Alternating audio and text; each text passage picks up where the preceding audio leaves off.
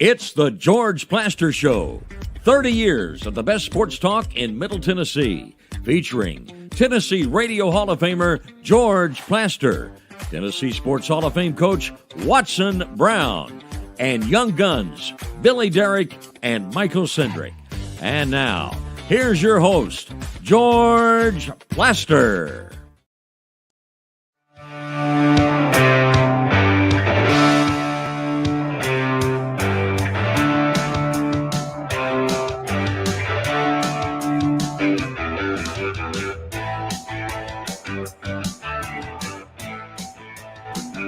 Hello again, everybody. Welcome in. Man, it's gotten a little cold outside, hadn't it? Winter of 2023 has, I guess, arrived for a day or two. And given how little of it we've had in January, we got to just grin and bear it a little bit because it hadn't been all bad. So let's get this show started, and we'll head up to the plateau and say hello to Coach Watson Brown. Watson, how are you? George, I'm great. You doing good today? Doing good. No golf, obviously. No. I'm a thermo golfer. I don't blame you. Thermo, yes. Did you watch Auburn last night? Well, I watched it for a while to see they were getting clobbered. Then I just turned it off. So I want to thank them for nothing. Absolutely nothing. Hard team to bet on, man. They're feast or famine a lot of times. They are. And normally it's feast at home, famine on the road. But it is. Texas A&M is a lot like TCU. Nobody's dying to play them. They've got a grind-it out style. Buzz Williams is a good basketball coach. Oh, yeah, absolutely. And it's a little bit like playing the wishbone, You don't play that style every week, and you get impatient, and before you know it, you're in trouble. George, you basketball guy, high school, when there was no clocks, no nothing, and we'd play one of those kind of teams, I just want to get sick that week and just not even show up to play because I wasn't going to get my shots in. I've always said if there'd been a three-point line when I played, I would have led the country in shooting. Not scoring. Shots attempted. FGA. Ain't no doubt. So I hated those slowdown teams. And one of our rivals was that. And gives me chills to think back about it. I had to play defense that night. It just wasn't any fun. Billy, how are you today? George, I'm doing great. Well, that's wonderful. I'm glad you're doing well. We got the repping the Titans, I see. Mm-hmm. Staying warm. It's clean. Yeah, it looks good. Looks like a throwback. It's about all it takes. Is it clean? Is it a freebie? No. No freebie? No. That's surprising. That's where you're going to go. Is it a freebie? Wow. Michael, how are you today? Doing well. Yeah, absolutely. Mm-hmm. Watching that story you were talking about with basketball reminds me of high school basketball coach. I was a freshman and he came in and we had a shoot around as a new coach and we shot around for 30 minutes or so and called us all together. And he said, boys, we got a lot of shooters on the team. We just don't have many makers. No, and that was those were his first words. They're like, okay, coach, that's how it's going to be. Been there, done that. Thank goodness there wasn't a three-point line, Michael. Would have been embarrassing. That was good for the confidence as a 14-year-old freshman. Yeah, that's probably right. I'd say that didn't do you a lot of good. So, Watson, if we're going to go basketball stories, Green Hill's wife 4-on-4 run and shoot. A group of your former players and me. Okay? And so we get to a timeout. Things have not gone well in the game. And one of your former players, Steve Meads, great, yells at me and Steve says, Meads in a basketball? Yeah. He said, you've got to rebound. You've got to play defense. No, you don't. No. And I told him, and I think I can quote, Meadsy, I'm 32 and I don't give a damn about defense. I'm here to score some points. I can imagine the words that came back at you at some point. Oh, too. yeah. Well, we can't go there. I know you can't. Can't go that far. But let me say this. Your former players and me, we had a good time. Who were the rest of them? The late David Lawrence and Joel Weingart. Good guys. You picked some good ones. Yeah. Picked some really good guys. David was really good. He was a fantastic punter. He sure was. Fantastic punter. And I've spoke to Joel here recently. And so that's some good guys right there. Yeah. Yeah. We had fun. Yep. Okay, Billy, we've got an update to get to. Mm-hmm. Where are we going? We're going college hoops, George. We had a lot of SEC action last night. Number 2, Alabama had to hang on late against Mississippi State. They were down most of the game. They ended up winning 66-63. Alabama starts 8-0 in SEC play for the 6th time in program history and the 2nd under Nate Oates. So what he's done there has been incredible. They were down by 7 at the half, so they had to kind of claw back into that one. We talked about Auburn. A&M dominated them. They did. They have a kid, they call him Boots Radford. He had 30 points last night. A&M snapped Auburn's 28-game home winning streak. So A&M looking really good. I think they're very bitter. 6-1 in the SEC right now. Yeah, whatever. In Tennessee, they dominated Georgia. Clocked them 70-41. They've got Texas at home on Saturday night, so that's a big one in Knoxville. And George, Belmont, I thought I'd throw them in here. They beat Evansville, their 7th win in a row. They found something. They are better than they were, let's say, in December. That team has gotten considerably better. Good for them. No slip in the new conference. So yeah. Belmont's playing well. George, let's go to the NFL. News on the ticker right before we went on. Frank Reich has been hired in Carolina. He was the starting quarterback for the first game in Carolina history going back to 1995. He's now the team's 6th head coach. They interviewed Steve Wilkes and Sean Payton, but they went with Frank Reich. In that inaugural game, Watson, in the 3rd quarter, what did it become? Have no clue. Here we go. The Third Reich. Oh, God. We had to go there. I didn't even catch that one. I could see that one, Watson. I knew. Michael, you should have spoke up. We heard it yesterday. I didn't go there. I didn't catch that one. Yesterday, I knew it was coming. Today, I had no clue. Watson, I feel bad for Steve Wilkes, the interim. He got screwed over in Arizona. They fired him after 1 year. And by all accounts, he was sort of the leader in the clubhouse going into this and didn't get the job. And that can't feel very good. No, that's tough. I don't know that he could have done any more than he did, George, with that team. I thought he did a really good job. I did too. It's so different than my background, where you get hired by a group of people. Everywhere I've been hired, I get hired by a group of people. There might be 2 or 3 board members that'll come and see me or whatever, because all but one of those I was at a head coach job, and so you get hired by a group of people. In the NFL, it's basically one dude, and he really doesn't care. He's going to hire who he wants. He's not going to listen to anybody. I keep watching the Colts, and it sounds like he wants to hire Saturday in the worst way, and everybody around him says no, but if that's what he wants to do, he's going to do it. It's just It's a different world.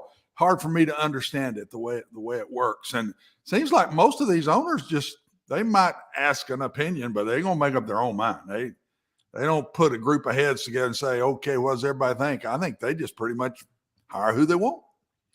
This might be a little debated, and we'd love to hear if you guys agree, disagree, but I thought the Matt Rule firing to begin with was really unfair. Whose job is it? I mean, what team right now in the NFL is performing well without a good, at least competent quarterback? And every quarterback that Matt Rule had for the Panthers, Sam Darnold, Baker Mayfield, Teddy Bridgewater, who was the other? PJ Walker, was that the other kid? Yeah. I mean, I'm not saying that there's that shouldn't, any responsibility shouldn't be on him, but isn't it the general manager's job to go and get a quarterback who's better than that? I mean, is anyone won with those 4 quarterbacks? Okay. Scapegoats. Okay, but I'll take the different thing here. Okay. They played a lot better after Matt Rule was gone, and they won some games with one of those quarterbacks you said wasn't good enough. Well, I'd like to see a full season with one of those quarterbacks and see. I just don't know if there's a lot of coaches who could take a full season. I'm not saying you can't win games with them. I don't want to be critical on those guys. I mean, Baker Mayfield came and won a couple games for the Rams, but I just think at some point you got to get a quarterback that's better than that long term. Those guys are not long term fixes, and so I just felt like the Matt Rule firing. It was, I mean, how much are you going to expect when those are your guys? You want a I get little what you're cynicism here? Yeah, he was done a favor. He got a buttload of money. There's no doubt. When they got rid of him, right? He went back to the game that it appears to me is where he belongs, which is college football. Right. Watson, you're listening to this. Where do you Well, I go in a total different direction in that I figured it would be. if I'm a head football coach of an NFL team after learning this business the last 3 years, George, with you, and I just don't let that GM get me fired. I'm going to fight it long before there. I would have picked the quarterback I wanted and I default for it, or I'd have got fired right then. Instead of just sitting there waiting and let the GM give you what you got. That's the part of this GM coach thing that really bothers me. Mm-hmm. Is what's the coordination between the two? Right. Let's talk about Titans right now. What's the coordination between Robinson and Vrabel? And was it Robinson and Vrabel shut his eyes and let him do everything? Was it a 50-50 deal? It's amazing who gets fired. Sometimes it's the coach. Sometimes it's the general manager. Very seldom is it both. It seems like somebody gets blamed. And if being the coach and running my own program, I don't know how I could go into an NFL deal and the GM says, this is who we're going with, and I just know it's not the right thing, and yet I got to do that. I just see that's the different mindset when you run your own program completely in college, like the college coach does. The AD really don't have a thing to do with it in college. He hires you and he gets out of your way and makes sure you got enough money, make sure you got enough facility, but he don't have anything to do with who you play with. And in the NFL, that is not true. Right. Watson, wouldn't you say that in the Robinson-Vrabel relationship, because it appeared early to be pretty good, where I think we got the chance to see it go off the rails was when NFL Network, and I was on vacation at the time it happened, but I saw what you all saw when Vrabel learned that A.J. Brown had been traded. The reaction, Helen Keller could have seen. He was pissed. Yeah. And so very seldom do we ever get to see raw emotion between the coach and the GM. That was one of those times that Vrabel got hit apparently cold. He'd come out a week earlier and said, A.J. Brown will be here as long as I am. Well, he wasn't. And Vrabel showed that emotion. And I believe from that moment on, that thing went spiraling downhill. Well, the look in his eye was he didn't know it was coming. Right. And that's the part I can't put. I had a couple opportunities, George, back when you were with me at Vanderbilt to go to the NFL. Right. Not as a head coach, but two different teams. As one of them was a position coach, one of them was as a coordinator. And I just never have had interest. And now that I'm learning it more, I think I still would be the same way. Now, I don't love college football right now either with a lot that's going on, but these are the top things that I can't understand. You remember a couple of weeks ago, guys, I said, I would not have my coach and GM that there wasn't a door right on the side where you get out of your desk, open the door and go into his desk. And I just don't think I'd have an operation one that way. And I think a lot of these teams aren't that way, George. And Michael, I think a lot of these teams, the GM kind of does what he wants, and the head coach has got to deal with it. And looks to me like, really and truthfully, the GM is really the more powerful guy than the head coach, because he's the one giving the head coach the players.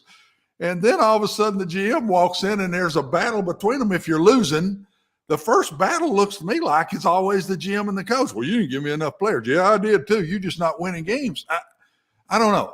There's got to be, the better teams have got to have better coordination. I look at the 49ers, who we've been talking about this week, and those two guys are G-ing and hawing like they're right on. They're right on. Carthen comes here, and all he talks about is getting the players that the head coach needs. That tells me the guy he worked for, that was the way it worked. The head coach said, I need this kind of player here, and the GM went and got that guy for him. That's the way, to me, guys, it's got to work.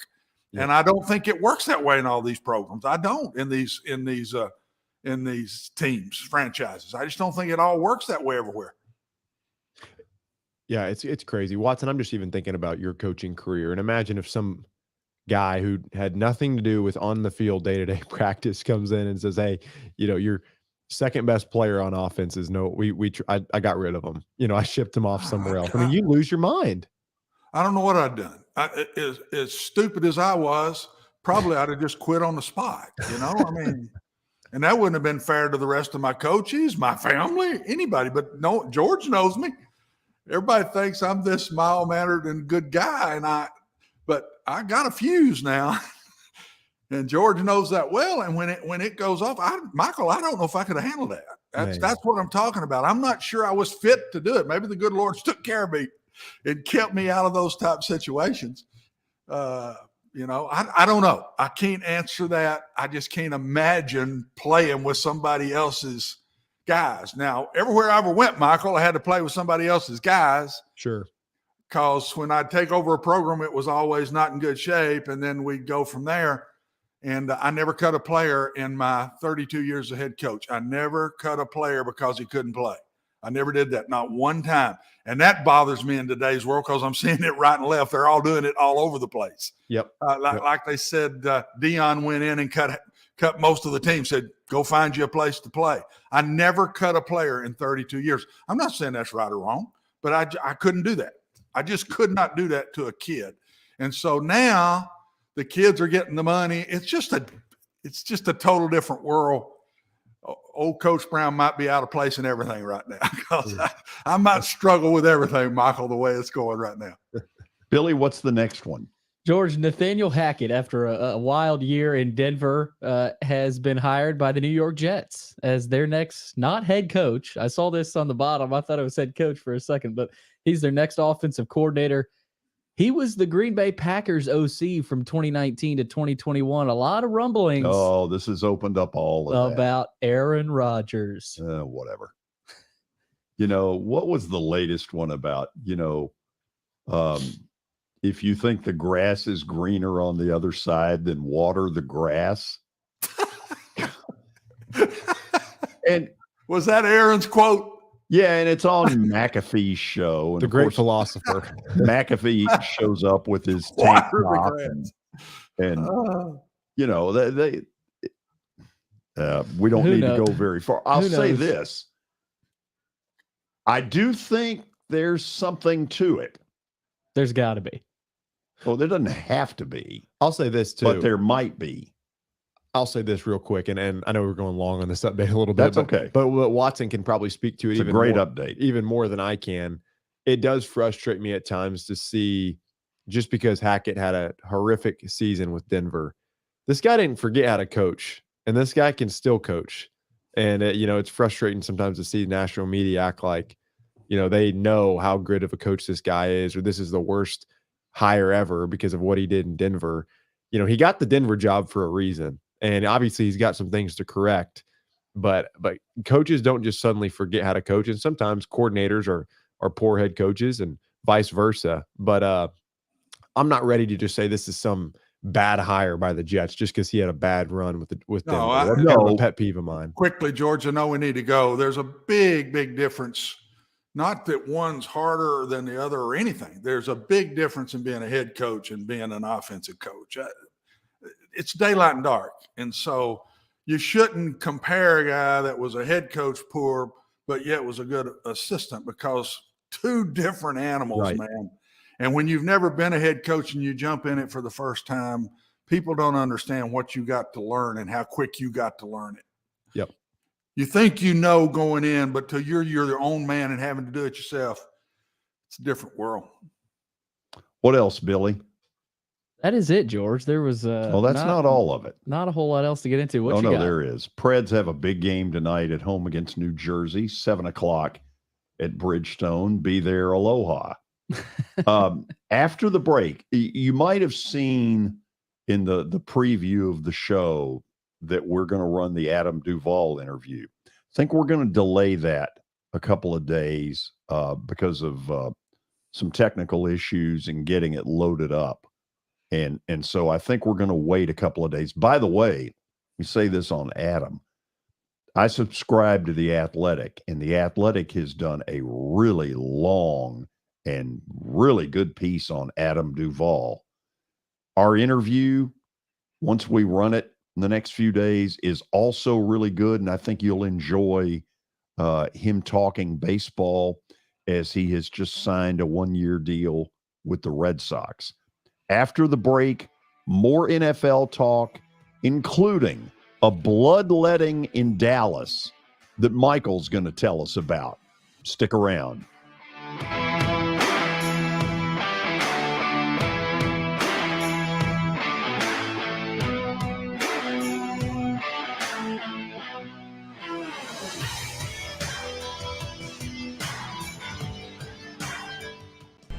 How am I going to get to work? My car's totaled. Skylar, our team is making a call right now. We'll get you a rental car. Don't worry. That's a relief. Call us 24/7. We're here. We're going to help.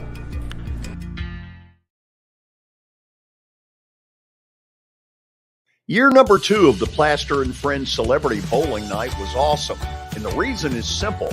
I chose Hermitage Strike and Spare. They were amazing. Great food, great bowling, and a staff that's ready to go the extra mile. They have 5 family fun centers in the area to choose from. And for more info, go to strikeandspare.com or call them at 615-824-5665. As the trusted premier custom home builder in Middle Tennessee, Donnelly Timmons has over 20 years of experience in the industry. Whether you're looking to build your dream home or renovate your current home, their team will ensure that every client and every remodel is unique, luxurious, and completed on time within budget. Founders Dustin Timmons and Joey Donnelly have over 25 years of construction experience in the Nashville area. Together, they have completed projects in Forest Hills, Oak Hill, Green Hills, Franklin, and Brentwood. Dustin and Joey believe that communication is the most important aspect of all construction projects. Therefore, they personally manage each project themselves and are involved in job site activities on a daily basis. Their commitment to quality and integrity has earned them an outstanding reputation among their clients. Contact them to set an appointment for a free consultation or to view some of their completed projects. Give them a call at 615-456-7983 or log on to DonnellyTimmons.com.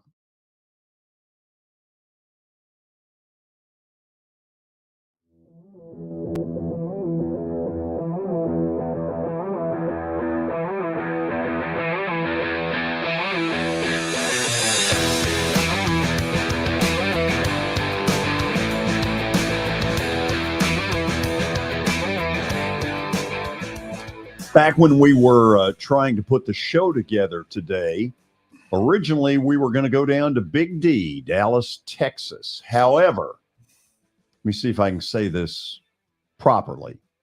The stuff has hit the fan. So Jerry and or Mike McCarthy initiated some sort of a bloodletting earlier today. Michael, what are the details? Yeah, the details are really interesting. You know, it looks like they've let go of at least 4 coaches, assistant coaches. these coaches were on expiring contracts. So I guess it was more of a, we're not going to renew these guys' contracts. The 4 of those right now are senior defensive analyst, assistant George Edwards, assistant defensive line coach Leon Lett, running back Leon Lett's a former Cowboy. He is. Best known for some stuff that didn't go well, but what a freakish athlete. Oh, yeah. And then running backs coach Skip Pete and offensive line coach Joe Philbin. Interesting. It's interesting that the running back, Skip Pete being let go is really interesting. You see what he's been able to do with Tony Pollard of transforming him into a really versatile and all pro back this year. Some of these are kind of shocking. Obviously, I think part of it probably had to do with somebody's head had to roll here. Mike McCarthy doesn't look like that's the guy. And then you've got with Kellen Moore, he's being interviewed for head coaching jobs right now. And so it just felt like somebody had to go. And I guess these assistants were some of them. Skip Pete, the running backs coach, a little bit shocking. And a couple of those guys, McCarthy brought along with them as well when he came to Dallas. And so a little bit surprising. Watson, would love to kind of hear your insight. How much do you see this when you have a season that doesn't end the way that you want, but you don't feel like the top dogs are the guys that you can go after? Does this happen often where somebody's got to go? I would love to hear your thoughts on that. Yeah, Michael, there's so many reasons people are let go. One of them, I think, is image of where you are and that we've got to get better. And you hear the scapegoat word. I hate to say it's that, but I think that you kind of calm the waters when you let some folks go. The offensive line guy was an interesting one. I thought I read it where he was let go. And I don't know if it's assistant offensive line or offensive line. I can't get used to this running back coach and assistant running back coach. You have an assistant for an assistant that coaches one guy. So I don't know how that works, but I think it's called duplication. This one looks, Michael, to me like it's just to soothe the waters a little bit. Sure. I don't know how a position coach, unless he's done something that's really upset the insides of your program or the locker room or gotten in trouble, something, and that doesn't look like it with these guys. So to me, I don't know how the position coach completely turns everything around. It's usually the 2 coordinators. It starts there. The coordinator, Kellen has caught a lot of grief. Yeah. He's caught a lot. I listened to Jimmy Johnson eat him up the other day. Right.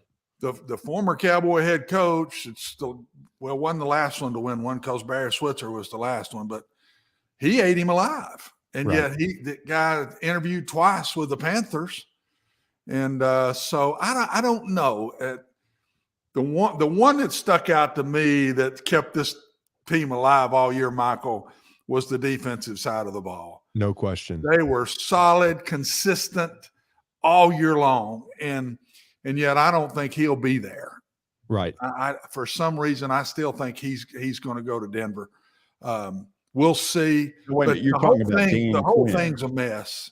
And usually, Michael, I'll let you go, George. Let me say last thing. Usually when the assistants are gone, the head coach gets a reprieve.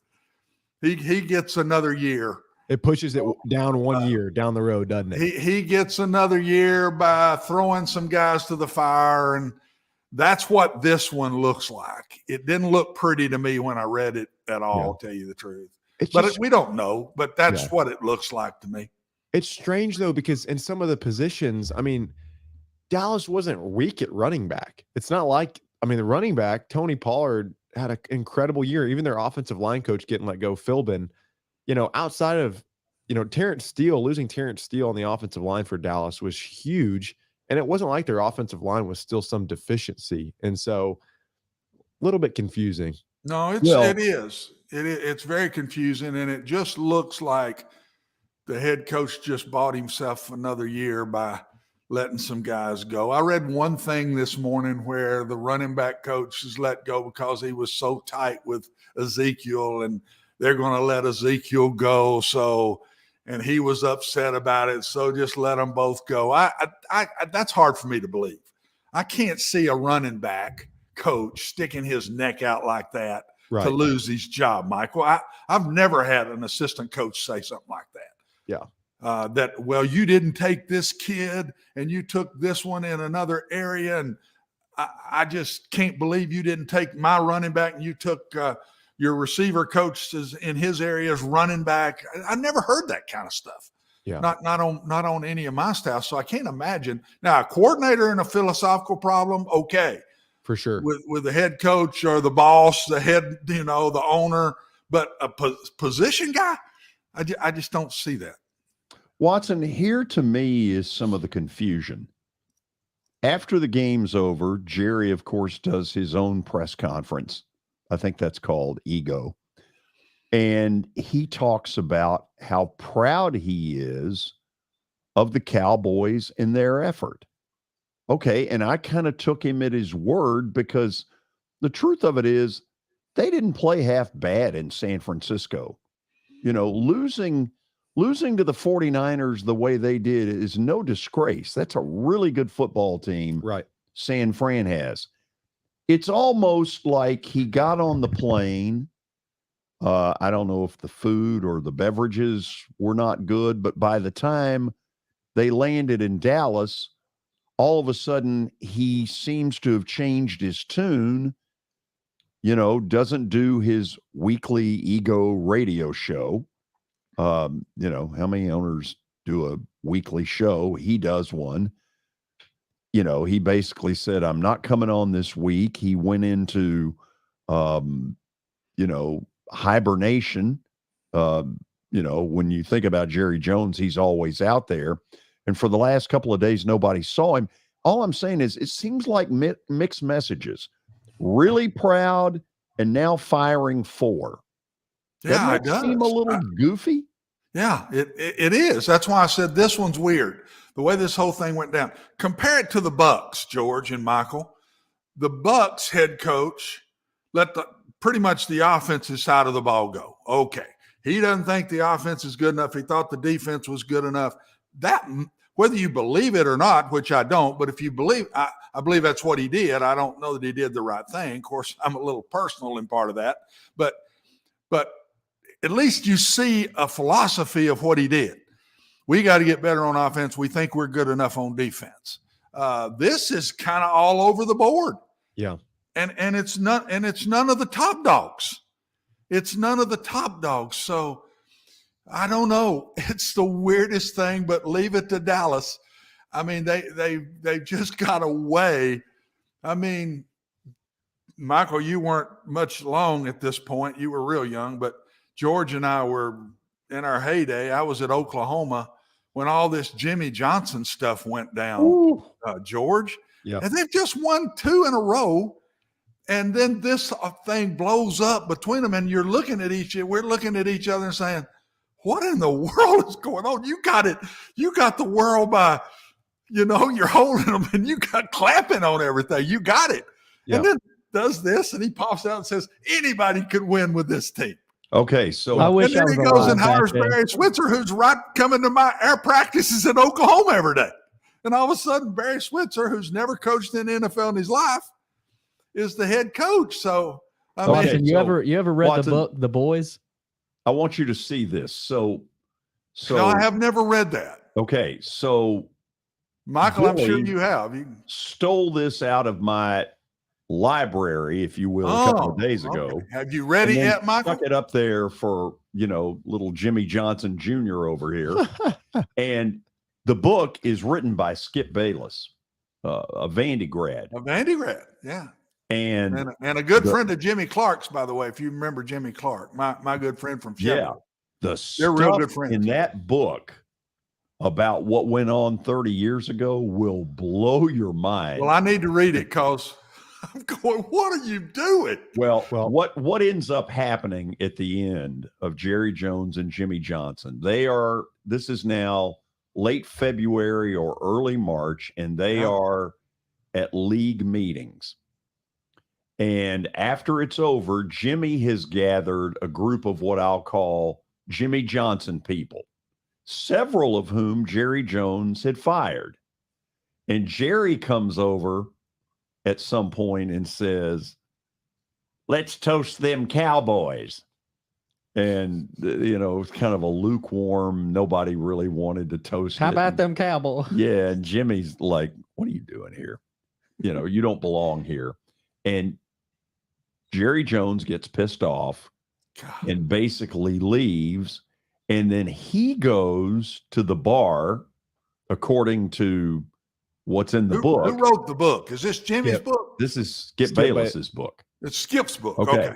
And the story was that he then has a few and gathers the Dallas media together and tells them there are 100 coaches that could have won with the talent we've amassed. That's what came out publicly. Yes. That was his comment. And so That is wild. By the next morning, Jimmy Johnson finds out from one of the writers exactly what got said, goes absolutely berserk, calls Jerry, who now has sobered up, and Jerry says, I shouldn't have said those things. And Jimmy's like, I don't care. I'm out of here. Figure it out. Anyway, going back just to what we were talking about with those were great times. The only way I can describe it, or the only way I can reconcile the two things of Jerry's immediate post game and after, Jerry wants to control the narrative of what the Cowboys are. He wants to be seen as a certain way. He wants the Cowboys to be seen as a certain way.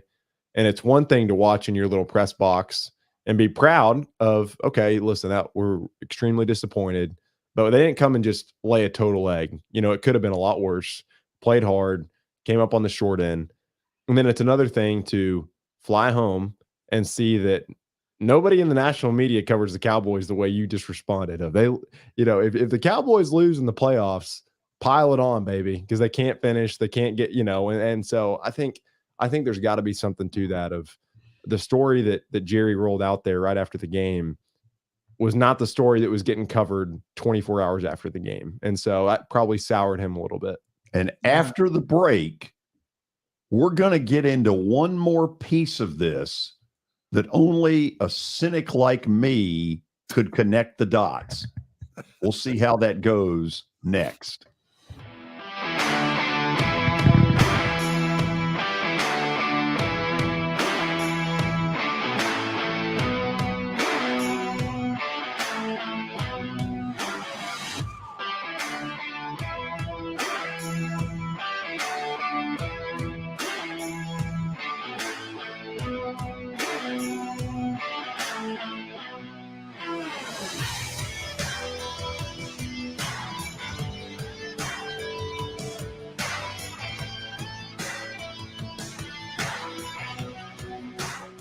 I know it's getting colder. You're not thinking about golf. However, if you're planning an event for next year, let me suggest golf through Riverside Golf Links.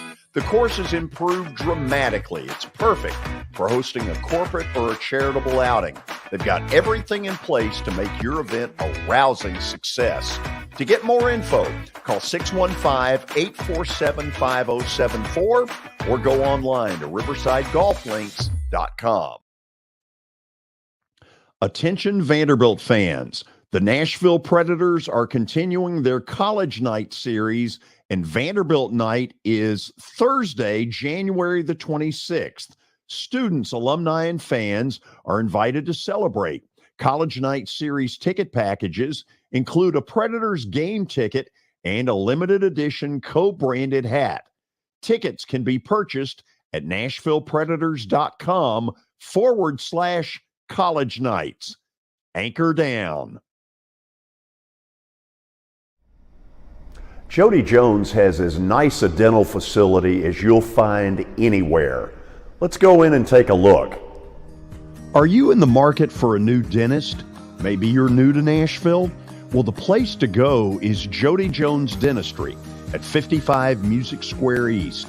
and their new facility is absolutely state-of-the-art. Jody mixes quality with comfort for the perfect dental experience. He's trusted for his creative design and committed to both the function and aesthetics of your smile. Jody is simply the total package. Don't wait. Make an appointment now at 615-259-5100.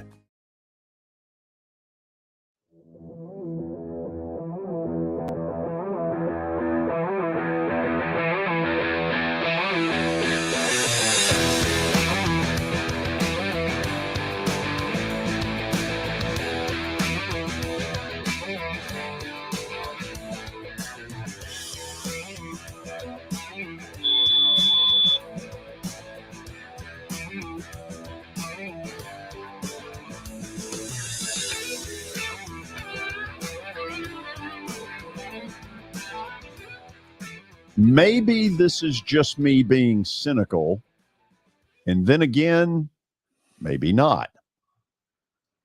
Think this one through.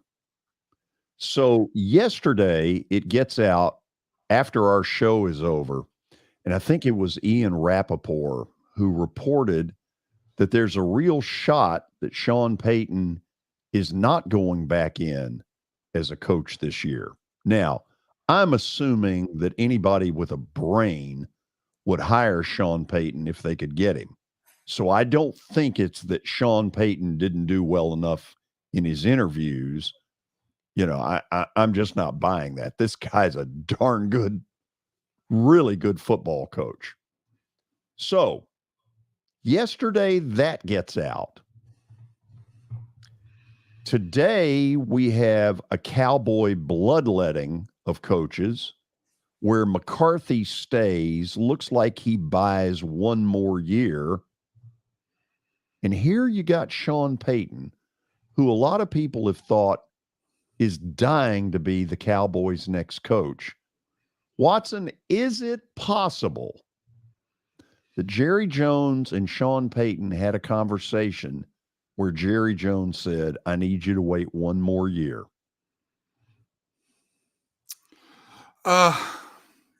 Yeah. I mean, there's that possibility. I think part of Sean's deal, to derail you a little bit, is that these teams don't want to give up what they'd have to get up to get him. I mean, I think the Saints going to hold somebody to dry, man. They're not going to let this go easy. He leaves them. He goes and gets to stand up in front of everybody and put his coat and tie on and, you know, pat his chest and get on every other coach. It's a lot easier to get on them than taking it. I've learned that myself. I don't know. But yeah, George, I mean, that is a possibility because you get into these 2-year contracts or something. I don't think you can hire a guy for a year. I don't know if he'd come for a year. So you give him contracts, multiple year contracts, 2-year contracts, 3 at the most. So you bring them in now. If that's who Sean might want, you've already got them there and in part of the team when Sean gets there. I see your theory.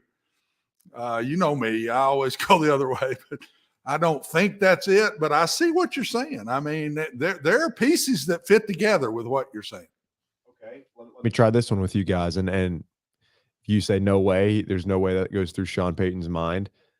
Do you think he looks at the job? I think we've got Billy. Is there that graphic of the head coaching vacancies?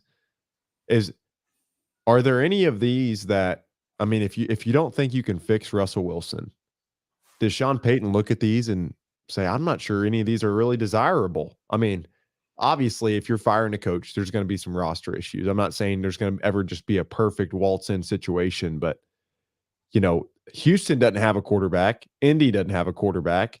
And the Cardinals have a diva at quarterback. And Broncos right now look like they've got a quarterback who needs all the work. And I'm trying to get in the head of Sean Payton. I wonder if that at all comes into play. First of all, I don't know that he got turned on by any of these, George. I'll just say it quick and then let you talk. But because you're the one brought this up, I don't see any of those jobs he would get pumped about. There's not a quarterback that he would like at any of them. The Cardinals would probably be the closest. And I don't think that's really what his style is. And I still say on the other side of somebody wanting him to have to give up what they'd be giving up, these other three, not counting the Broncos, these other three are not ready to be contenders again just yet. And for them to give up that much more before they try to build their team back, I can't see that. So how many years, George, has Sean got left with the Saints? Is this it? I don't know. See, I think that would be important to find out. That might be part of it. Is if he's got one more year and then there's no reins on him whatsoever, look out. Or is he got multiple years and he's still going to deal with this again next year? But every year it gets toward the end of that contract, the less somebody's going to have to give up for him. Okay, of that group there, Denver by far is the most attractive For sure. of those. And if he's not going there, it sure seems like he's saying, I don't think I can fix Russell Wilson. Right. Because defensively, they're pretty darn good already. Yep. They have an unbelievable fan base. Now, there is a level of pressure in Denver that is way past any of the other three, because that is a rabid football territory. They love the Broncos like the people in Dallas love the Cowboys. Yep. Great area to play, just like how the Saints was a nut house to play in when he was there. Denver, it is tough to go win there at Denver. It's not like they also don't have offensive talent outside of Russell Wilson. I mean, Jerry Jeudy and Cortland Sutton are both very viable receivers that, I mean, they've got pieces. So I think it's got to come down to Russell Wilson, right? I'm not sure Denver jumped at Sean. I'm sorry, but I never saw Denver just leap on the board. Oh man, I just hadn't seen them, and Denver died with Sean pretty quick. That one's been over for a while. These others are still hanging around. They're still hanging around a little bit. So why do you think I'm that's not the sure case? Denver wanted him, and I'm not saying because he's a good coach. I'm saying because of what they'd have to give up. Yeah, but if I think Denver, they're still chasing our Dallas defensive coordinator right now. Myself, I think that's where I think he's going to end up, and I think that's been kind of their guy since they interviewed him, but could be totally wrong. I don't have anything to go by this other than intuition, but I just never saw Denver get real excited about Sean when they were talking. Well, we're going to interview a bunch of people. We're going to interview Sean, but we're going to interview a lot of different ones, and I don't think they want to give that up. I just and Watson, I don't disagree with what you're saying, but I'm saying, and if you're Denver, how can you not go for Sean Payton? I mean, I think Dan Quinn is a heck of a coach. He's done an incredible job with the Cowboys, but can you go defensive guy when the main issue is Russell Wilson? I mean, they cannot afford to mess this next head coach up, and you've got to get somebody. There was clear. I mean, the Denver defense was unbelievable this year. I don't see how you can bring a defensive head coach into the building when you've got the problems that you've got. I get that Sean would be a heavy price, but you can't mess it up. You cannot mess this higher up, and Russell Wilson right now is the issue. Yeah, I mean, he's the issue, but I just don't think Denver wanted to give up what they were going to have to give up. Again, got nothing to base that on. I just think that they just said, man, we got a future here. We got a lot of these great players under contract. They're going to be with us a while. How do we mess this up, giving up big-time draft choices? And I don't know. We'll learn. It'll come out. It'll come out sooner or later which one it was it Sean or was it Denver? And the other thing with me and with Sean was he kept interviewing at all these others. He never stopped. And if it was him from the day one that they wanted him, we want you, I would have thought that it would have come out that Sean's not interested. He's not going there because he kept interviewing at all the other ones, including the Panthers. I think Sean has interviewed with every one of these jobs, every single one of them. We got a Twitter comment predicting he's going to Arizona. Thoughts? He's not that dumb. I mean, and I say that because I think Kyler Murray is causing all kinds of internal issues there. Think he's the problem? Yeah, I mean, I'm starting to. He made Kingsbury want to go to Thailand. But if he took one, George, wouldn't you all say that the Cardinals would be the one he'd take of what's left? 4. Throw out the Broncos, Carolina, Baltimore, or excuse me, Indianapolis. I'm still a Baltimore Colt guy. Indianapolis. What's the other one I'm missing? Anyway, the Houston Texans. I got you right here. Yeah, the Texans. I don't think he's going to take one. I just don't think he's going to take one. But if he takes one, it'll be the Cardinals. That's what's the lesser of 4 evils here. Well, here's one thing to think about. Most years, you have more like 8 to 10 openings. You didn't have that this year. And frankly, some of these are dregs of society. Yep. Why would anybody want the Houston job and deal with that level of dysfunction? Yep. I'm with Watson that while all of his inner circle is telling him, don't hire Jeff Saturday, that's exactly what I think they're going to do. And I just think Arizona's a train wreck.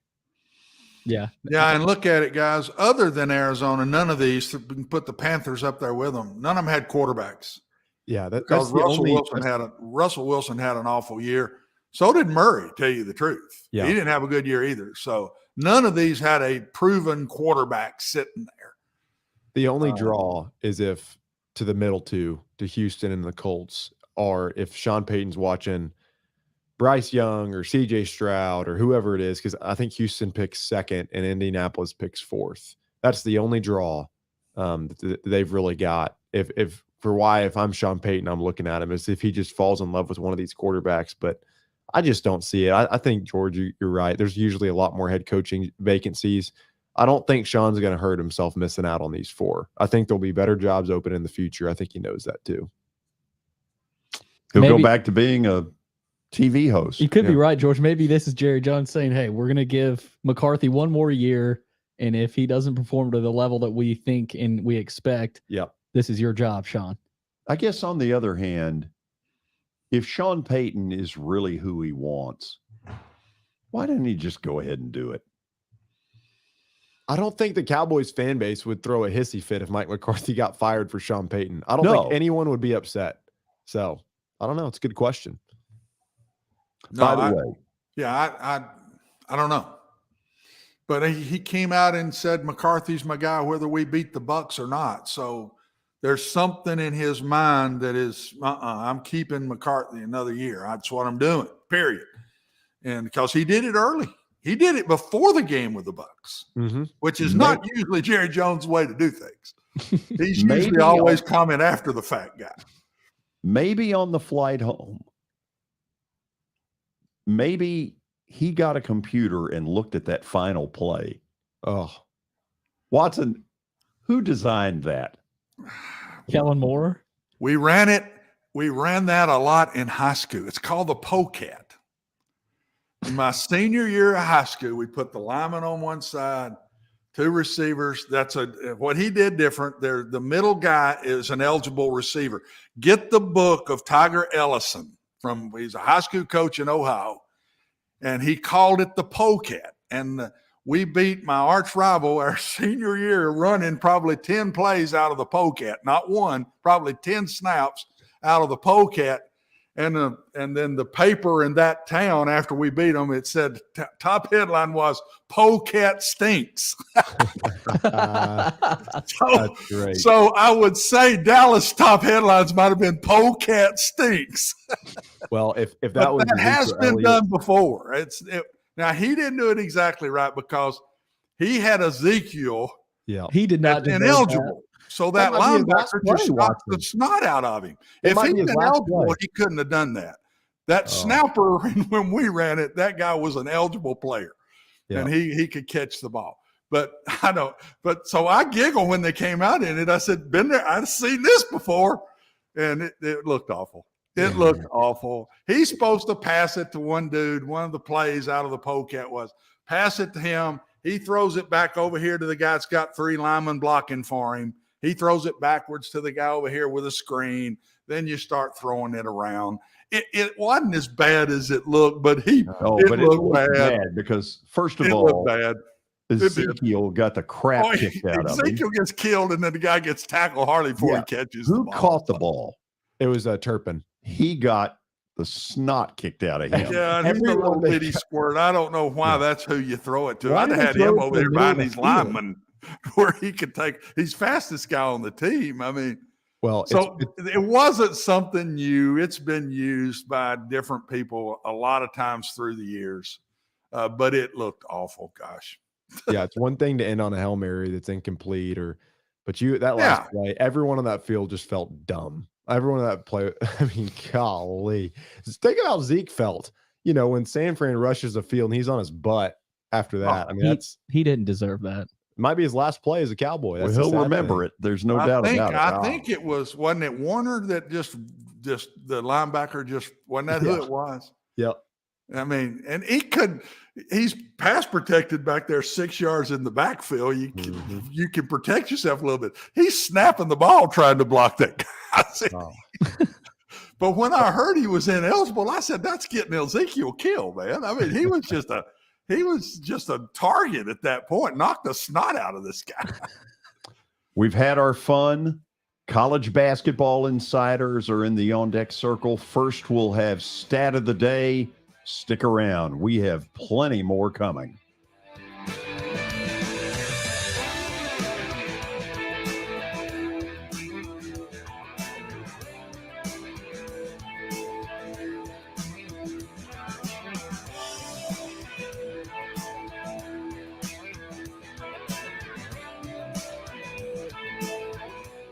Hey, thank you for meeting with me today. The insurance company has made an offer. Already? How? They've offered you the entire policy. Thank you, Blair. You're so welcome.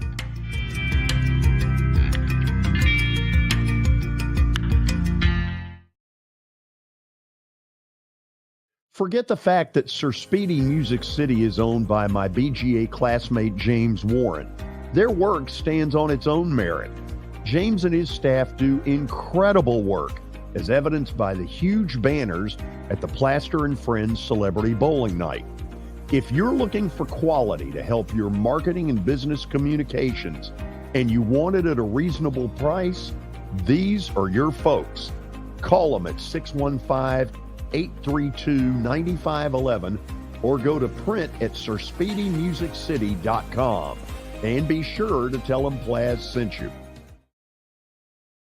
Welcome to John English Antique Sports and Cards, located at 204 East Depot Street in beautiful downtown Shelbyville, Tennessee.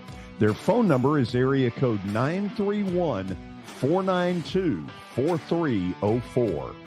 John, obviously, I've been blown away by what I've seen at your place. I've now been there 3 times. But for the person who's never been, what should they expect? Well, we have a 3,000 square foot store, George. Half of it is vintage cards in all sports, and then half of the store is, a lot of people call it the museum, where there's a lot of early equipment and just the history of sports in general: baseball, football, basketball, golf, tennis, and other items. When somebody comes in there that you know is a big sports fan, what is their normal reaction? Well, I think that they're pleasantly surprised, and of course, being in Shelbyville, Tennessee, which is a small town that you would never expect a shop like we have to be in.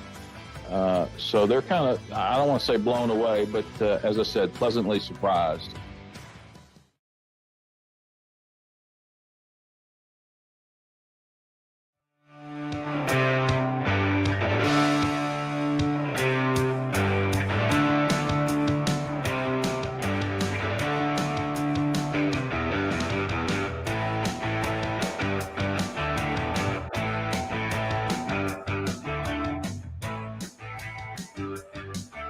All right, let's see what Michael's got cooked up today for Stat of the Day, brought to you by John English Antique Sports and Cards in Shelbyville, Tennessee, 204 East Depot Street. That's where you can find them.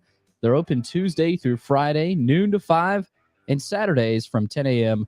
to 5. Give them a call at 931-492-4304. That's 931-492-4304 if you're interested. All right, let's take a look at what Michael's got today. Well, I had it up there. There it is. There are 3 current NFL starting quarterbacks that have an all-time winning record against Patrick Mahomes. Who are they? Okay, Watson, we know Joe Burrow is one of them. Ding, ding, ding. Joe Ding, Burrow. ding. Yeah. Let's you and I talk through numbers 2 and 3 before young Billy tries to gong us. Well, I would say Brady would be one. He beat him in the Super Bowl. Yeah. Beat him in the AFC title game. Okay, so we're going to go Brady and Joe Burrow. So now we're trying to find the third. Would it be Ryan Tannehill? Well, let's think about that for a second. He beat him once. I know that. Beat him once and beat him bad here. And we lost him the last time, but Ryan didn't play. No, Ryan lost to him in the AFC Championship game, though. Right. So that would make him 500, right? But here's the thing we don't know is when Ryan Tannehill was in Miami. Yeah. Did they play him and beat him? Yeah. Because that would have been AFC, so he might have. So somebody who has beaten them, we can eliminate Denver because they're 0 for the 2000s against KC. But it seems like there might be somebody who's 1-0 against him. What's Buffalo done against Kansas City? Did you hear that, Watson? No, I didn't. What'd you say? Somebody has gone 1-0 against Mahomes. Yep. And it's our job to figure out who that is. Ooh, that's a hard one, I bet. I'll say this. When he beat him, he is not on the team that he was on. That he's on a different team now. He has since been traded from the team that he was on when he beat him. Mm-hmm. Ooh. AFC or NFC? He was traded from NFC to AFC. So he was on an NFC team. Watson's trying to get it narrowed. I'll give you one more. It was an absolutely unbelievable game that he beat him in.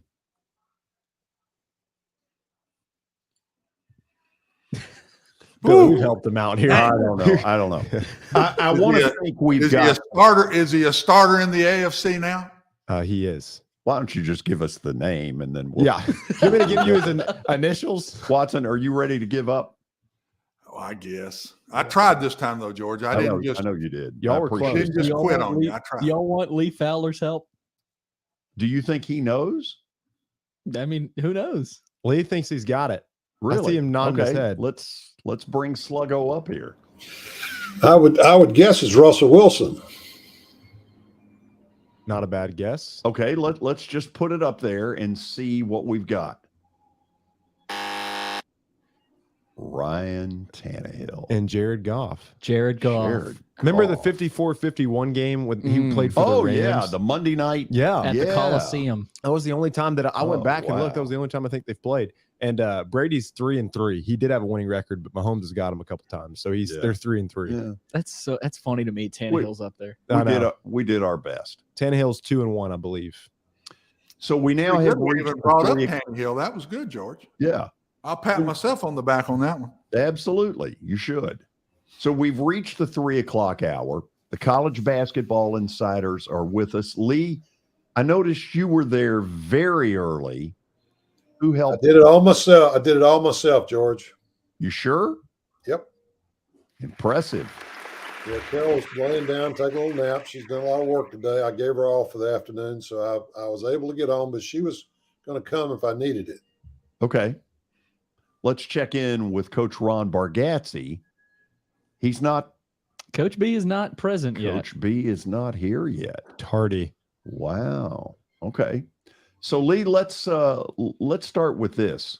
Let's take a look at the list of Big 12 versus SEC matchups this weekend. Lee, if you could only see one game out of that bunch, which one would you choose? I mean, it's hard to break them down. I'm going to go with two of them. I'd like to see the Kansas, Kentucky, and the Texas, Tennessee. Okay.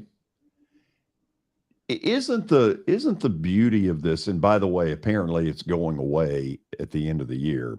This, I think I'm right, is the last one of these, which tells me that somebody got their feelings hurt when Oklahoma and Texas bolted to the SEC. But Lee, isn't the beauty of this thing in that, unlike some of the other challenges, which are in December and they're fighting football and nobody cares yet, this is now in the heart of basketball season, and people really do care about this. Yeah, George, I always thought the ACC Big Ten, we always beat them in the early years, maybe 8 out of 9, and it never helped us at the end of the season. I mean, they kind of go away. So I agree with you. I think this time of year, knowing kind of where they all stand and who's good and who isn't, this will be a lot more impressionable on the committee and late in the year on who gets in, who doesn't get in. And so I think it's a lot more important to play at this time of year. So how much does a committee these days take this weekend? Does it have a bigger meaning than other games? Well, I think it'll have a meaning to maybe the 5th, 6th, or 7th team, whether they get in or don't get in. It doesn't really matter, I don't think, about the Alabamas and the Tennessees and the Iowa States and Kansas and Texas. Those are all going to get in anyway, but I think it'll have a lot of bearing on the teams when there's 4 teams left and 2 of them are going to get in. What did they do in these games? They played against each other. They played against light competition that's outside their league, on the road or at home. And so I think these will mean a lot to the committee if 4 of these teams are involved in the process that late. By the way, Arkansas Baylor, that's a really good game. Oh, it's going to be a great game. There's some talent all over that court. I mean, man. And I know Arkansas is a little banged up, but that's going to be a war. So Lee, you saw Kentucky a couple of nights ago. Give me some thoughts on what I thought was the best offensive showing that I have seen out of them, really, maybe all year. Yeah, George, I thought they did defensively better than anybody else had done against Vanderbilt, too. They allowed no open threes. And, of course, Vanderbilt's got to make threes to have a chance to win. They didn't. They started going one-on-one, and that kind of put them in a good situation to win against Vanderbilt. But when you make shots, everything looks good, and Kentucky made every open shot. Their great center was really looking outside when he went inside to score. If he got double teamed, he pitched it out, and they made every shot that he threw out of the middle. So it was one of their better games, both defensively and offensively, and they seem to be coming together. But you know, it's hard to tell because Vanderbilt didn't really give them much pressure in the last 20 minutes. So it's a lot different when you're 2 and 3 points ahead instead of 10 or 15 ahead. So I think that it's a great win for them to go on the road and beat anybody in the SEC, and Vandy's played well at home. But they did a good job of defending Vanderbilt, which really put and then, of course, Vandy had 2 centers sitting out and had some issues, but they still didn't do very well. And I think from what Jerry said after the game, he was really disappointed in their effort and how they played when they had the adversity against them. So I think Kentucky is playing better, but they're not over the hump yet. They have a lot of tough games down the stretch. If Frederick suddenly started hitting more of the threes, is that what would get Kentucky over the hump? I think so. You know, Wheeler played more, and I wasn't very impressed with Wheeler. I mean, he's okay, but he's not a guy that stands out on the court against a Vanderbilt team, at least. And I know he's been out for a while, but he was highly recruited and highly advertised. But I thought he was just, at least the way he's playing right now, I didn't think he helped them that much. I saw Cal encouraging him a lot. Even when he made his first shot, he was celebrating over there. So I'm sure he's trying to get him to come along and play with confidence and let him know that he's supporting him. So I was a little shocked about that, and I think he's got to come on to give him some minutes. But I think if they make shots, which they struggle early on making shots against teams, so if they keep making shots and getting open shots, I think they'll be fine. They just don't have the ability to lose a game they shouldn't lose. So they've got to win every game they're supposed to win and maybe upset somebody else like they did Tennessee. We're going to see later Lenardi's bracketology. He's got them, I think I saw, if I saw it right, I think going to Dayton, playing game. There it is. And we'll put it back up there. He's got Kentucky as a 12 seed. That'd be the best 12 seed of all time. Oh, yeah. Golly, who wants to play them? They played like a top 5 team, Lee, in Memorial. I mean, that's the best they've been all year. Yeah, I think you're right. But, when you make shots, everything looks great. Watson knows.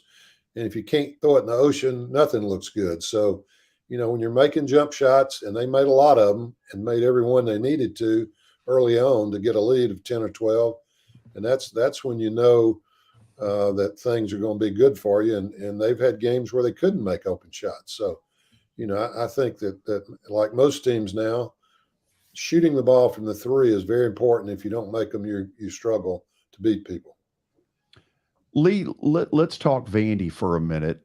I don't think there's any question that they're better than they have been. And one piece of progress to me looks like they won't be playing on the opening night at the SEC tournament. Where are they? Where do you think they're going given the injuries they've got? What really is realistic to expect? Well, I hope they win 4 or 5 more games in the league at least. They've got some games at home against Mississippi State, Auburn, Florida, Ole Miss, games that they possibly could win, and then they go to LSU, and LSU's struggling. So I think if they do those sort of things, then and get Robbins back, and they hope Robbins will be back the end of this week or next week. It's probably not going to be the 4 or 5 weeks they thought. He was out of a boot the other night at the Kentucky game after a week. So I think with him back, and if they play within their structure, which sometimes a couple of guys don't seem to want to do, they will be fine and could beat anybody and get in a tournament and make a run and do really well. It's back to the screen you had on a while ago about Kentucky being a 12 seed and being in Dayton. I think that's so good for the tournament because back in the old days, you had all the SWACs and all those people playing in Dayton. Now you have meaningful games in Dayton against like opponents. And, one of the toughest things being on the committee I found is a team like Kentucky that's struggling a little bit. They're still Kentucky, and you can't let their name influence where you put them or what seed they get or even whether they get in. So that's one of the struggles you have with a North Carolina, a Duke, or a Kentucky about getting in the tournament. How good are they? And then where you put them, sometimes they get placed higher than they should just because of their history, and that's not supposed to happen. Lee, do you think it ever happened that Kentucky not necessarily got an advantage, but there is this, hey, this regional has got ticket selling issues. If we put Kentucky in this, we automatically fix a problem? We usually looked at that afterwards and saw, well, that's going to be good for the tournament there because they haven't sold their tickets. But no, we never put them there. As you know, George, the TV revenue is where all the money is. And the biggest thing is getting the brackets right and getting the matchups right and not really where they're going to play and who's going to take a big crowd. We all know now that you got 3 or 4 days before you play and very few people can travel any big distance and take a big crowd. So you get about 500 tickets from your base. And then if the arena's sold out, you have trouble getting your people in. But usually first and second round, they don't travel that much. Kentucky's always trying to wait to the regional finals to get there to see them go to the Final Four. Same way with North Carolina and Duke. So first and second round struggle anyway. I would say if they play in Dayton, they'll have some people there because of the proximity to Lexington and Kentucky. But even though that, Dayton has a lot of fans that buy tickets and go every year. So there are not a lot of tickets for sale at Dayton. But that would be great for the tournament to start out that way, to have somebody like that. in that game. And a lot of those people who have been in those games have gone all the way to the Sweet 16 and really played well. So, you play there on a Tuesday, Wednesday, and you go to a place and play on a Thursday, Friday. So, I mean, the Tuesdays are playing on Thursday and the Wednesdays are playing on Friday. So they fly out right after the game and go to that next site and are a part of the teams that are already at that site. So they have a little bit of advantage because I think playing makes a difference when guys get in the tournament. I'm going to get Ron Bargatze in.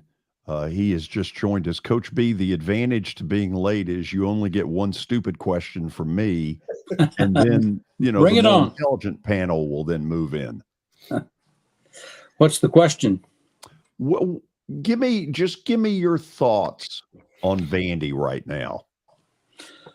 Well, let's just go off the last game. I was pretty surprised at the how many different combinations they played in the game. I thought they had a lot of guys that had limited minutes, but a lot of different lineups, and they didn't seem to have much flow or consistency. That's what, from a coaching standpoint, I think that they've got to kind of work into some kind of a rotation and feeling for each other. And I know with Robbins out, it gives them a little bit shorter bench. But, for instance, Dia came in and, lit it up from 3-point range. I was kind of surprised at that. Okay, here's what we're going to do. We'll go to the break, and then Watson and Michael will take over for more intelligent college basketball talk. So stick around. The insiders are in the house. Lee Fowler, Ron Bargatze, next.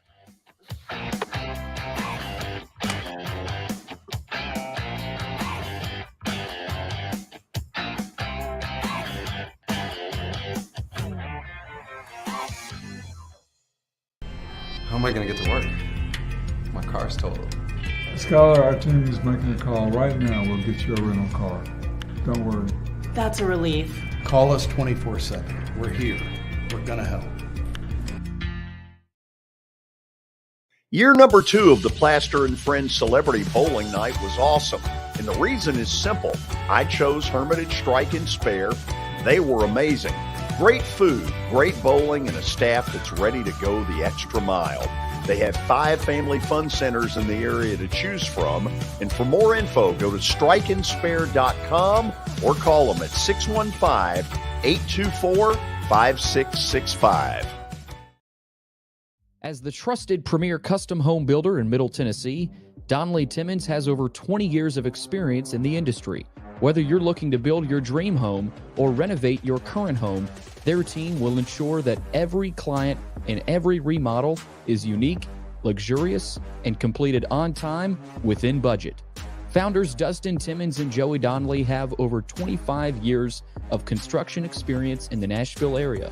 Together, they have completed projects in Forest Hills, Oak Hill, Green Hills, Franklin, and Brentwood. Dustin and Joey believe that communication is the most important aspect of all construction projects. Therefore, they personally manage each project themselves and are involved in job site activities on a daily basis. Their commitment to quality and integrity has earned them an outstanding reputation among their clients. Contact them to set an appointment for a free consultation or to view some of their completed projects. Give them a call at 615-456-7983 or log on to DonnellyTimmons.com.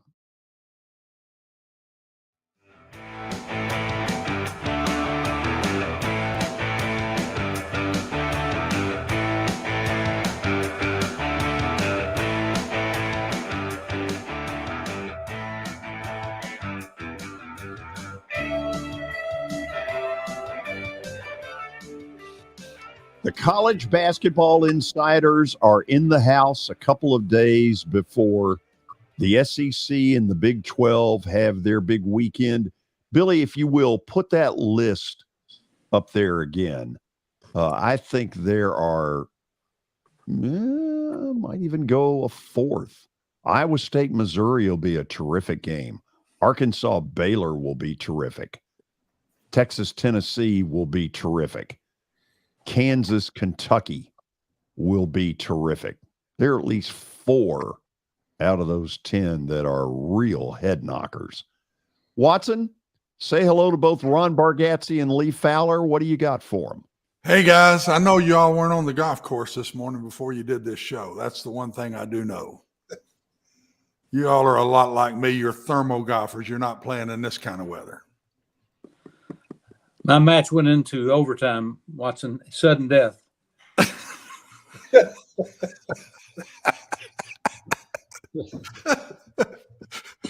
That screen that was up there, I'll start with that. Put it back up, Billy, real quick. The game I can't wait to watch is Texas, Tennessee, just because of Rick Barnes. I mean, that to me will be such a big game for him, and getting to play it in Knoxville. It would be real interesting if he went back to Austin to play that game. But I just think that his bunch will be absolutely ready to play. I just can't wait to see that one. Yeah, I think Kansas and Kentucky and Texas, Tennessee I think have a chance to be the best two games. Back real quick to Vanderbilt, Ronnie and Lee. When you're out there, and I'm watching the game close, and I had a couple of coaching questions to ask you all about. When you got a team that I thought this would happen, said it before the game. Kentucky has the athletes, and they're playing a lot better on defense to guard you one-on-one and take the three away, and yet athletic enough to keep you from dribble driving and kill them. And kind of what happened in the game. When you're a coach and somebody takes the three away that way, what do? Do you go back and try to run your motion offenses and pull everybody out toward the three line and try to do? What do you do when somebody takes that away and you don't have an inside presence like Vanderbilt does not have right now? So if you're a coach and you get caught in that situation, what do you do? Well, I think if you want the open three, you've got to penetrate to the basket and make it happen inside out rather than just perimeter passing. So you got to have somebody that can break it down and beat somebody at least to get by him to where somebody has to drop off. Is that basically what you see? I think so. I think by far the easiest 3-point shot you can have is to catch it from inside coming out. Then you can catch it and be ready for a jump stop and a quick shot. But I don't think Kentucky had any idea that Dia was going to come in and make 3-point shots. And of course, Malora Brown is not a threat from perimeter like that, but they still, I just still feel like that game, there was a lot of unfamiliarity with combinations in the game because Sheboy makes you do so much. You got to be so aware of him. He's almost such a threat on the offensive boards that it makes him really hard to guard. Lee, any comment to that? No, same thing as Ronnie. I think that they didn't help off when somebody did penetrate. They let that guy guard, and they had their center inside, and so I felt like that Studi and also Wright tried to penetrate too much, dribble too much because they couldn't get to open threes, and it really broke the offense down. And it amazes me. And Ronnie knows this. He probably saw me do it. You don't score on offense, you have trouble getting back on defense. So it was very disappointing. I know Jerry was disappointed with their effort after missed shots and kind of getting out of the offense, trying to go one-on-one. And it encourages you to do that because nobody's double teaming you and you got a chance to penetrate, but you still got to score over guys that are better athletes than you. So it didn't play into Vandy's hand, and without a center, as Ronnie said, it's tough to get anybody to help out to fall off of 3-point shooters because Robbins was gone. So it was not a good night, and I think it's very frustrating for Coach Stackhouse. And just to talk a little bit more about them, they're headed to Texas A&M, and I tell you one thing, I watched them play last night. They get after you. I mean, you go in there not ready to play, and they will absolutely annihilate that. They'll get you and beat you as bad as they can the way they play. One more thing about the game, Lee, I'll start with you. You were inside guy. When you double team a guy like Sheway, and he's flipping it back out, and they're making shots. What do you do? What do you do then? Do you try to mix it up and just what is the next defensive thing you try to do? Go back and just play them straight up and let him have some shots inside and try to keep them off balance? Or I'm trying to learn the game a little bit and how to coach that piece. And because that, to me, he did a great job of flipping it back out, and they're making shots. Kentucky is making shots, and he only gets 15. That's still a lot, 15 and 13, but it ain't 37 and 25, what he'd had right before that. So what do you do when you do that in a man-to-man way or even zone, and you sink down to double the guy and they flipping it back out and make it? Is it just a mixture of things and try to get them off balance a little bit? Yeah, I think you just try to change it up as much as you can. But, you go by stats. They're all in the analytics now, and those guys that were making shots hadn't been making shots. So I'm sure that Vandy decided we're going to double him, make him pass it out. And if they shoot like they normally shoot, then we'll have a chance. But they didn't shoot like they normally shoot. So then you got to change everything and try to guard and let him, get his or at least try to maybe help with him, but not go all the way in and dig on him. But nothing they tried worked, and Kentucky played really well on offense. Yeah. Anything else with that, Ronnie? Anything? Well, first of all, the 1-2 punch of Shibwe and Toppin is pretty strong. Both those guys played between 32 and 35 minutes in that game. They got in the flow of the game. They were productive when they were in there. And then Frederick coming. I mean, that guy can really shoot it, and he's been a known shooter for a long time. And if he starts making those, what I'd call on the line 3-pointers, then they're going to be very difficult to stop, because if they start penetrating to the basket, and Wheeler gives them a little bit of that, and any penetration against that defense, when you're on, you've got an offensive rebounder who is probably as good as we've ever seen in the SEC, and Shibwe. Leah, I'd like to start with you and just ask a question. Just selection committee. How much after the tournament is over? Because obviously the selection committee is going to catch so much flack, regardless of who they put in or who they don't put in. That's just the nature of it. How much review is there after the tournament's over? Of taking a step and saying, okay, let's look back. Obviously, you can't necessarily judge everything by just a 64 team tournament and how the teams play. But I guess how much review is there after the tournament of looking back at the decisions that were made? There's not only a review afterwards; it's all going through it. And when I get to the Final Four, we'll have meetings with on Saturday morning before the first games on Saturday afternoon. They go over everything that's happened in the tournament, from crowds to who sold the most tickets to all the analytics that go on nowadays that we didn't have back in the day. So it's a constant review. They meet 4 times a year to review the past tournament, looking at the future tournaments. So it's very calculated in what they have done, and everybody makes mistakes in that committee because somebody plays better than they played all year and does better. But most of the cases, if you look at the entire tournament, do a pretty good job of putting people in the right seeds and the right teams get in, even though people who didn't get in think they should get in. But there's constant looking at the process, and after each weekend, we would meet on conference calls. I'm sure they do it on Zoom now to talk about the tournament, what went on, what could have been improved from the first and second round all the way through to the Final Four. And then they meet in the spring and the summer to talk about more things like that. So there's a constant. I mean, it's really a commitment to be on that committee, because it's for 2 months, it's a full-time job.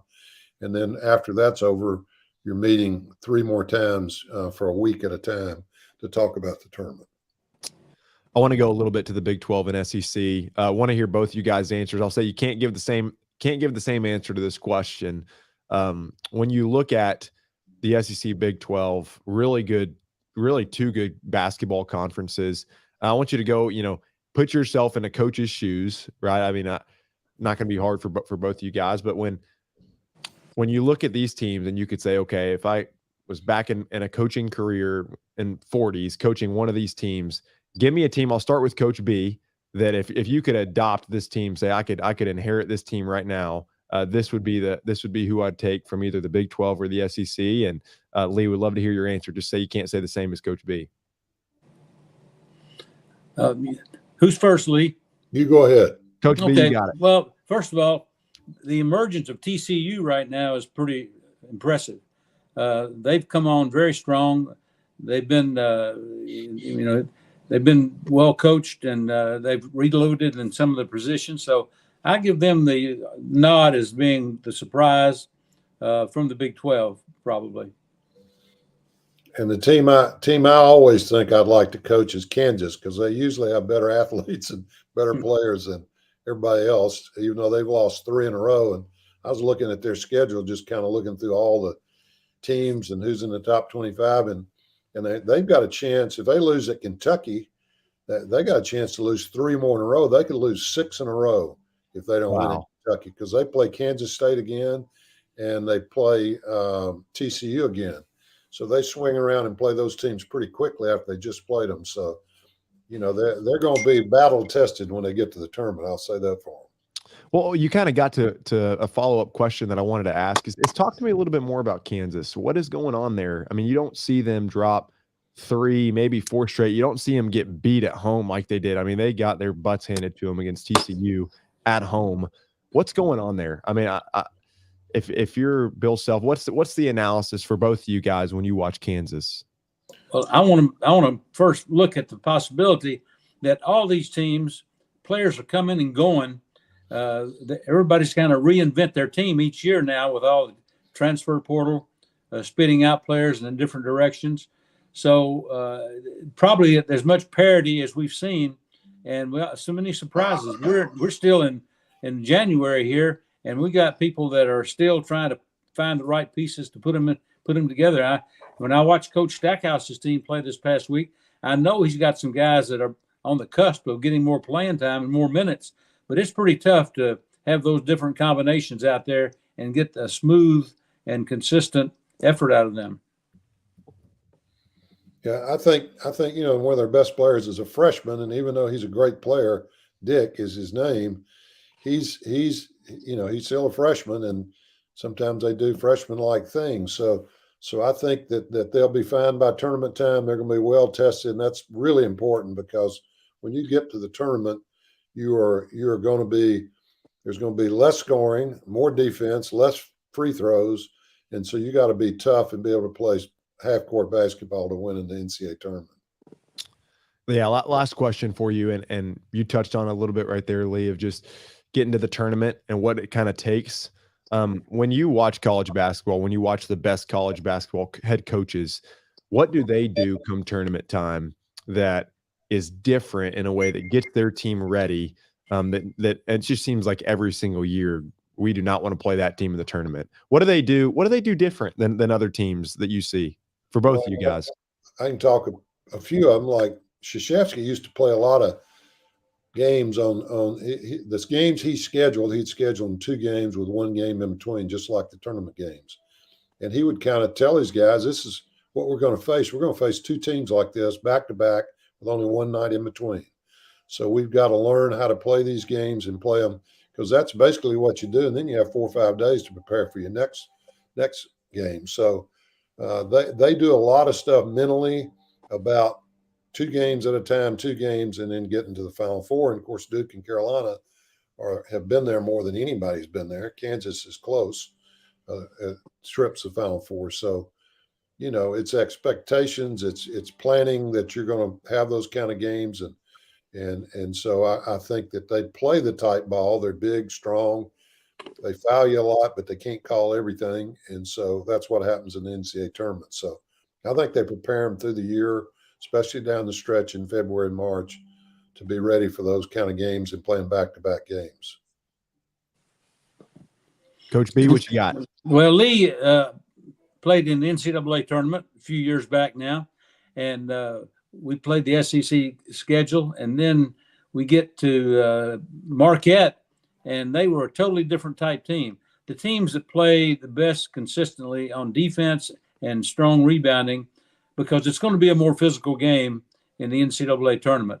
So I think defense and rebounding become big factors because you're playing teams that you're not familiar with, that play a different style, and that happens a lot of times. Okay, Billy, put that graphic back up of what's going to go on. Coach B, give me who wins these games. All right, I'll take Auburn. I'll take Alabama. Missouri, Iowa State looked like a real matchup to me. I have to give the advantage to the home team. That feels like an 8-9 in the NCAA tournament. Yeah. Well, LSU has been probably one of the big disappointments because they have had a big turnover, a new coach, and they've got to get their legs under them. I think Baylor beats Arkansas. I'm going for TCU over Mississippi State, although it will not be easy.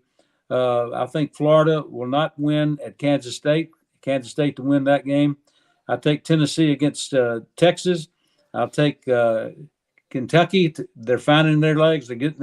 They're all getting their assignments now. They've got a little since the South Carolina game. They've been reinvented within their program. So I think Kentucky wins, and then I think Oklahoma State beats Ole Miss.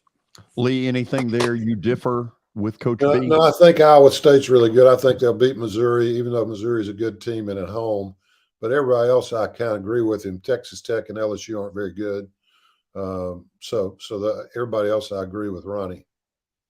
First one to 28 wins in that Texas Tech game. Hey, George, can I mention a couple of things? Sure. MTSU plays FAU tonight at 6 o'clock on CBS Sports. FAU is 19-1, and that's a big game for them. And then Belmont, who is 9-2, and Ronnie can really get into the Belmont, 9-2, and they play Drake on Sunday, and that's a huge game. And they're 9-2 and tied for first in the Missouri Valley in their first year. So I think both those teams have had good seasons, but Belmont a special season in a new league. Lee, is Banji Goodman watching this? He's not. I'm actually not where I was going to be, and so I'll see him later tonight. But I'll tell him you said hello. Please do. Coach B, thank you as always. Yes, sir. Thank you. Lee, you behave until next week. I'll do it. Thank you, George. Okay, those are the college basketball insiders. After the break, the Plaster bet of the day. It's got to be better than yesterday. Stay with us.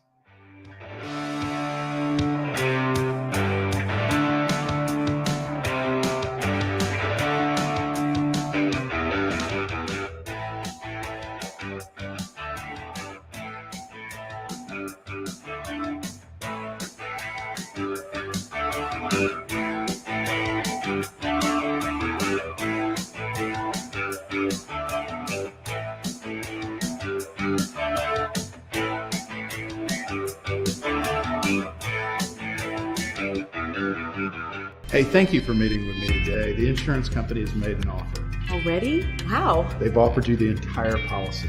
Thank you, Blair. You're so welcome.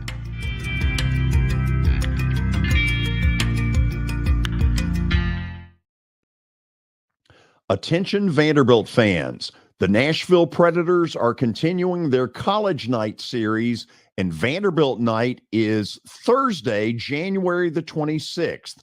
Students, alumni, and fans are invited to celebrate. College Night Series ticket packages include a Predators game ticket and a limited edition co-branded hat. Tickets can be purchased at NashvillePredators.com/College Nights. Anchor down. Jody Jones has as nice a dental facility as you'll find anywhere. Let's go in and take a look. Are you in the market for a new dentist? Maybe you're new to Nashville? Well, the place to go is Jody Jones Dentistry at 55 Music Square East, and their new facility is absolutely state-of-the-art. Jody mixes quality with comfort for the perfect dental experience. He's trusted for his creative design and committed to both the function and aesthetics of your smile. Jody is simply the total package. Don't wait. Make an appointment now at 615-259-5100.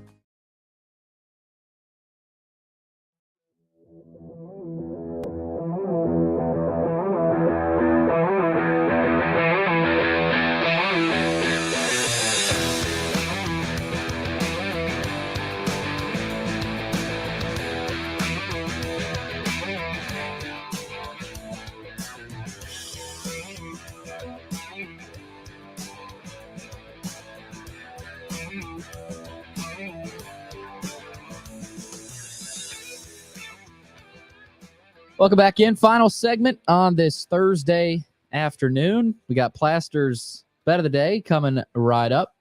Sponsored by Bart Durham Injury Law. They are lawyers that you can trust. Give them a call at 615-242-9000. That's 615-242-9000, or log on to bartdurham.com.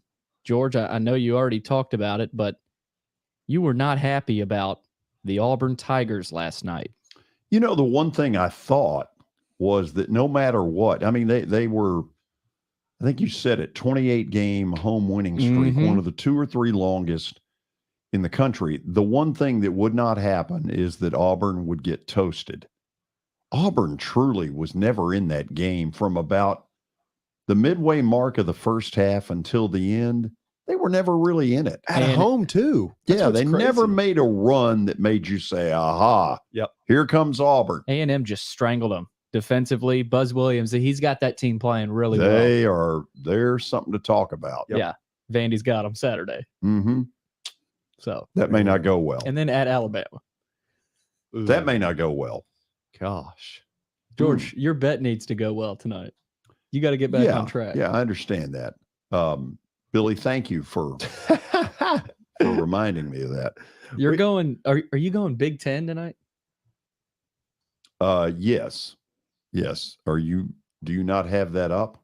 I do. Okay. I'm trying to wait on that confirmation. So, Sparty in East Lansing, Iowa really shoot it well. When they shoot well, they're really dangerous. And when they don't, I win the bet. Get in Iowa's kitchen. That's what happened last year in the tournament. I've got so much bitterness towards Iowa. I took them so far last year, and they just got beat them. Whoever it was, they got in their grill. It was St. Mary's, and they got in their grill. I don't know how I remember that. I was so. Whew. Watson, are you calling your bookie? I was just reading about the Broncos here while you're talking about who you're going to pick. So, well, tell us what you've learned. I haven't really learned anything. But I was trying to say, it says here they may be headed to D'Amico Ryans. So, interesting, very interesting. Yeah. Seems like Denver, I don't know. Seems like there's a lot of, by the way, tomorrow Herm Edwards will be on the show. He brought up David Shaw in Denver. Hadn't heard his name since way back. Yeah, it's been quiet. Anyway, Watson, you go with Michigan State. You'll win a lot of money. You're taking Michigan State. Okay. I am. Good. You're gone tomorrow. I am. Okay. Have a good weekend. Maybe play some golf. I don't see it. No. Thermo golf, baby. It's not going to get warm. Thermo golf. You'll be back with us on Monday. You have a good weekend. Maybe. See you, Watson. See you, Watson. See you guys. Billy, you behave until then as well. George, I'll do my best. But I'm here tomorrow. Well, that's true. Michael, you'll be here tomorrow as well. We're done. See you tomorrow. Herm Edwards will be with us. That by itself means you need to watch the show and Mark Griffin to talk Tennessee and others. See you tomorrow.